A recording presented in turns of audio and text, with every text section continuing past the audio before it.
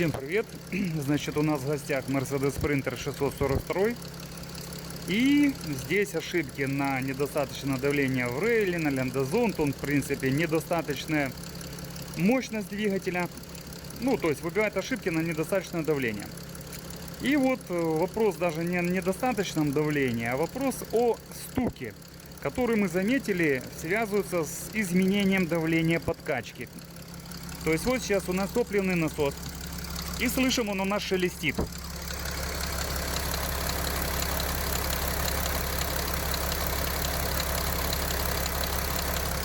Стук явно не связанный с частотой вращения коленвала, не связанный с частотой вращения топливного насоса, а очень похоже связанный с частотой вращения самой цепи. И сейчас этот звук у нас есть. Что мы делаем? Глушим двигатель, заводим двигатель. Давление у нас там будет 2 килограмма. Потом смотрим на момент того, когда давление у нас подскакивает до 3 килограмм. А здесь у нас проблемы с давлением подкачки. А ну погазуй немного по давлению подкачки. Еще сильнее. Еще. Ну вот сейчас она держит нормально, но были времена, что мы газовали, падало до 2 килограмм и ниже. Мы сейчас глушим, запускаем двигатель, давление подкачки будет там 2 килограмма, и этого стука не будет.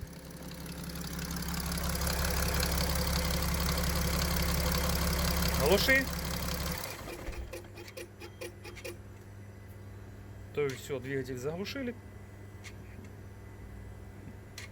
Запускаем.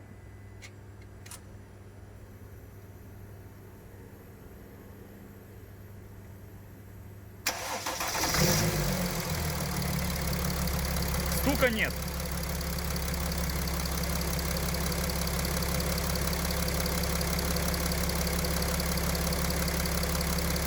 Ждем.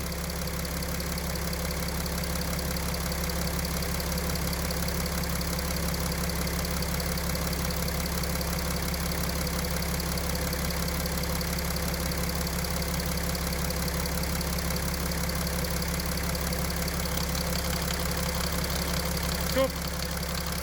Давление подкачки изменилось. И начался шелест топливного насоса. Именно в приводе топливного насоса.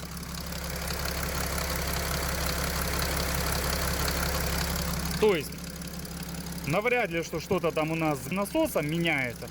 Скорее всего, меняется производительность именно этого топливного насоса.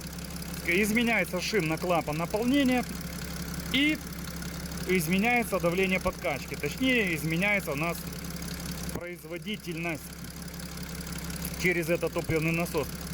Поэтому мы сейчас кинем ротаметр и посмотрим ротаметром, будет ли меняться у нас производительность подкачки до и после топливного насоса.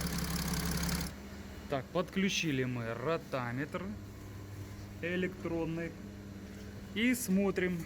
Так, Андрей, вот так вот, чтобы видно было производительность и давление, насколько у нас оно поменяется. Запускаем.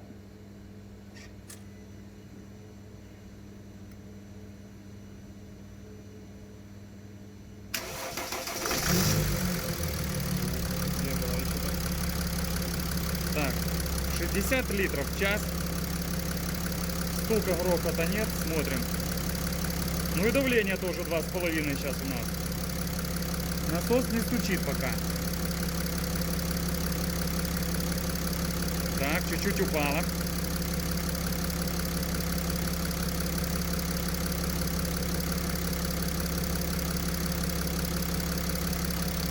Оп. Давление подскочило. И производительность стала 50 литров в час. Правильно?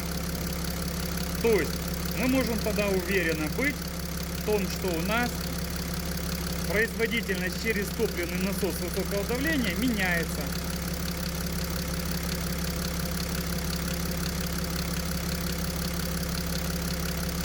И благодаря этому у нас и подскакивает давление подкачки. Потому что у нас меняется производительность.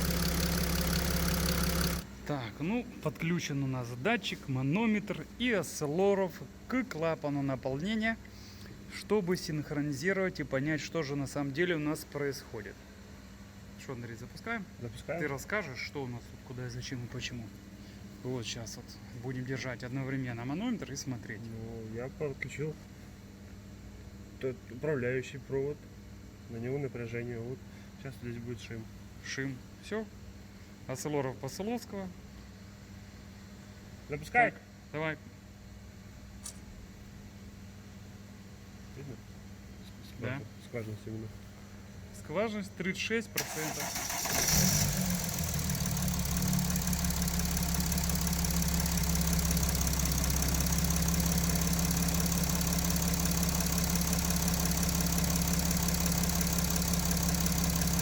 %.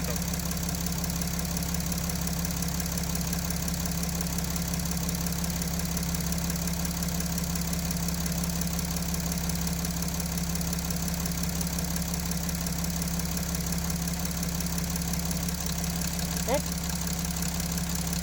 Давление изменилось. И скважинность у нас стала 37%.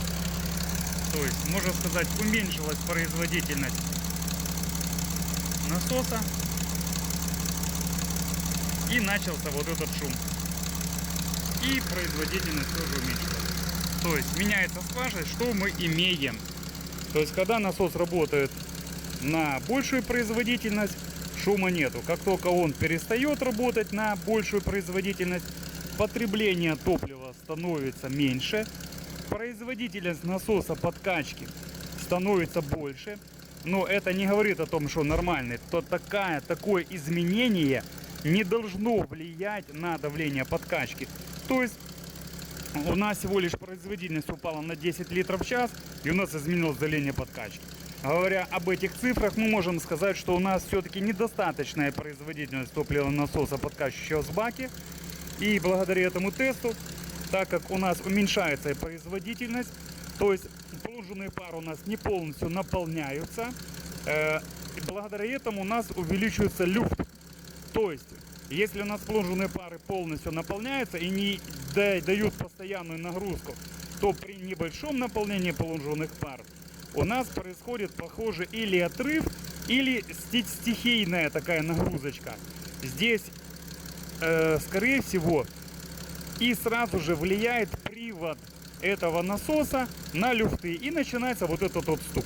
То есть мы сначала подумали, что это цепочка тарабанит, а оказывается, это у нас в приводе самого топливного насоса.